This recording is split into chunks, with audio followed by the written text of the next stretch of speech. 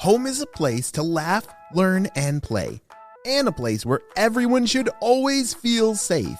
That's why at Kidda we believe that protecting children from house fires is everyone's cause. Join us in our mission to help families everywhere learn about fire safety so we can help keep children safe at home and ensure lots more laughs in the future. Learn about the importance of smoke alarms and creating your own home fire safety plan at cause4alarm.org.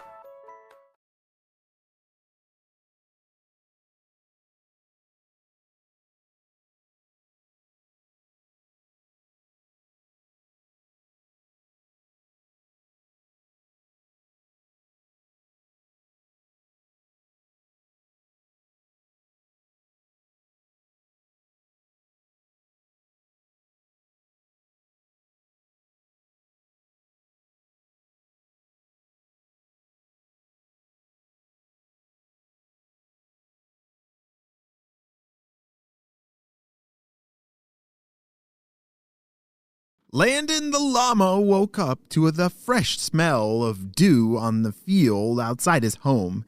He lived on a small farm in the Rocky Mountain region of Colorado.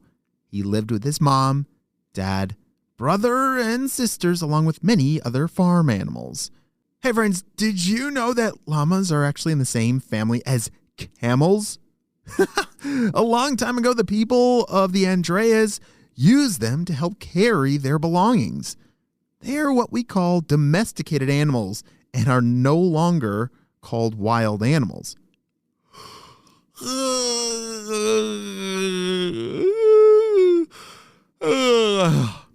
Another morning of farm life for me, Landon thought to himself.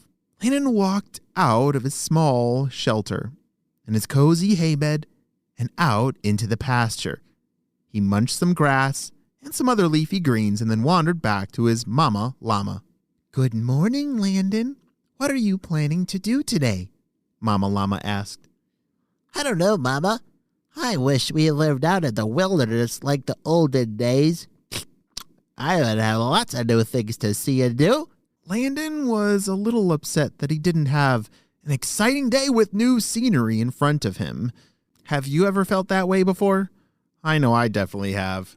You see, llamas have many features that help them in rough terrain. Their two-toed feet have soft leather pads to help them on rocky paths. They have thick fur to keep them warm and protect them from bug bites. Their eyes are even positioned on the side of their heads so they can keep a close lookout for predators. Looks like Landon is, wanting to use some of those amazing features and skills of his body. Landon wished he could leave his fence area and get a taste of the wild. It just sounded so exciting. He actually wished this so much that he made a very, very bad decision to run away up the mountain. Oh dear. I'll just go for a little adventure. I'll be back before Mama even wakes up from her nap, he thought. Landon ventured up a rocky side of the foothill outside his fence. Thankfully, his feet helped him balance on that rocky path so he didn't fall over. Wow, this is actually a lot easier than I thought it would be. As he got higher and higher, the air got thinner and thinner. Did you know that higher altitude has less oxygen? Yeah, well, thankfully llama's blood are perfectly well adapted to this change. They could do just fine with that high altitude. After a little bit, Landon came to the top of the rocky path and stopped in a flat area. He munched on some tasty plants, chewed them super long, and looked out across the valley. This is such a beautiful view. I can't believe I've been missing out on this my whole life. I could see for miles. Landon was obviously thrilled to have something new to look at. I think I'll just follow that path a little bit before I head home. I got plenty of time, he thought, and headed down this trail. About 2 minutes after he started walking again, he came across quite a surprise. Hikers! Ahead of him was a family just like his farmers. There were 2 little humans and 2 big ones out on a hike together. Landon never understood why the humans went on these ventures. Not only were they less capable with their silly-looking feet and those strange contraptions they had tied around their toes, but they also had motorized boxes that could take them places so much easier. Like, why would they just want to go walk around when they can hop in a metal box and, move around? As the family got closer, Landon could tell the small ones were up to no good. Hey, it's a llama, called the little girl. Here, llama. The boy started to say and clapped his hands to try and draw the attention of the llama. Landon needed to get away if he wanted to get any more adventuring in before heading home. He decided he was going to need to give a warning to these kids. Ew! Landon gave a giant spit.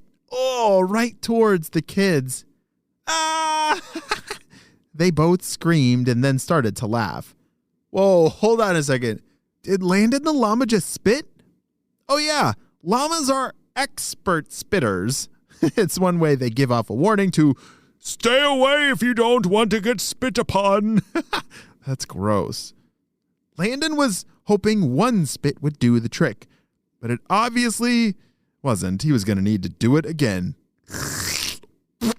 He let out another huge spit that flew 6 feet all the way to the kids. Splat. Not only do llamas spit well, but grown llamas can spit up to 15 feet away. The big, icky spit landed right on the little boy's shoe. Ah! Gross! This is disgusting, Mom! Mom, the llama spit at me! The little boy shouted. Holy smokes! Will this be enough to send our family of humans on their way? Or will they realize that Landon really shouldn't be out on this hiking path? We are going to have to wait and see what happens on the next episode of Kids Animal Stories. We'll be right back after a brief word from our sponsor. Great job, you listened all the way to the end. Wow, llamas are pretty hilarious. They're actually very social animals, so it makes sense that they need a way to communicate other than sticking out their tongues in disgust or spitting. One of the ways they communicate is they actually hum to each other. Do you know how to hum? Well, you keep working on your humming, and I will see you on our next adventure. Bye!